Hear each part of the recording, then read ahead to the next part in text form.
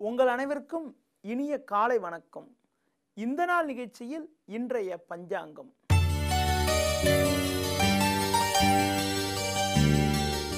ஒன்று 9/2015 ஆவணி மாதம் 15ஆம் தேதி செவ்வாய்க்கிழமை.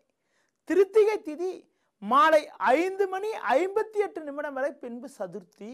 உத்திரட்டாதி நட்சத்திரமானது பகல் 11:56 வரை பின்பு ரேவதி நட்சத்திரம். அமிர்த யோகமானது பகல் 11:56 வரை பின்பு சித்த யோகம். ராகு காலம் பிற்பகல் 3 மணி முதல் 4:30 வரை. யமகண்டம் காலை 9 மணி முதல் 10:30 வரை. சுப ஓரைகள் காலை 8 மணி முதல் 9 மணி வரை, மதியம் 12 மணி முதல் 1 மணி வரை, மாலை 4:30 முதல் 5 மணி வரை, இரவு 7 மணி முதல் 8 மணி வரை, பின்பு 10 மணி முதல் 12 மணி வரை. இன்று சங்கடகர சதுர்த்தி.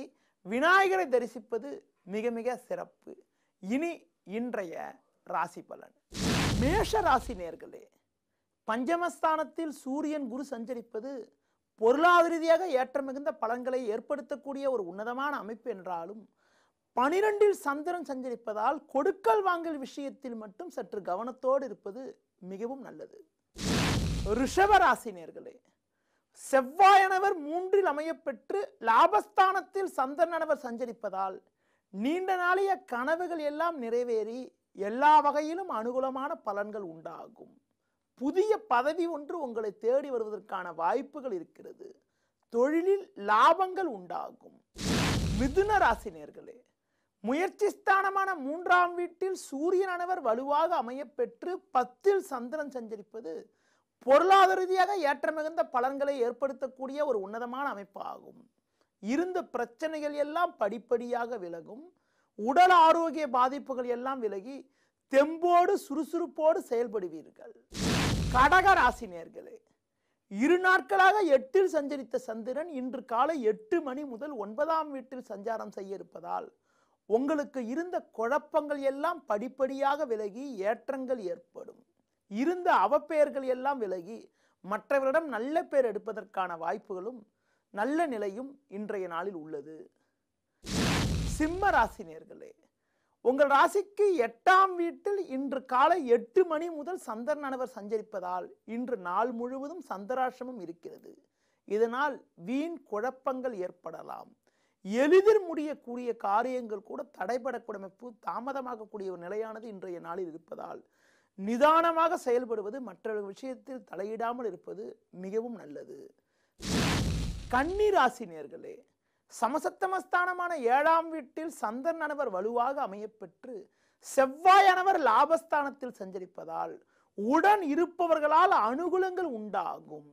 அரசு வழியில் கூட நீங்கள் எதிர்பார்த்த உதவிகள் கிடைக்கும். உடல் ஆரோக்கிய ரீதியான இந்த பாதிப்புகள் எல்லாம் கூட விலகி எதிலும் சுறுசுறுப்பாக செயல்படுவீர்கள். துலா ராசி நேயர்களே, உங்கள் ராசிக்கு 10ஆம் வீட்டில் செவ்வாயும் லாபஸ்தானத்தில் சூரியனும் சஞ்சரிப்பது அற்புதமான அமைப்பாகும். இதன் மூலமாக இருக்கக்கூடிய இடத்தில் உங்களுடைய மதிப்பு மரியாதைகள் அதிகரிக்கும்.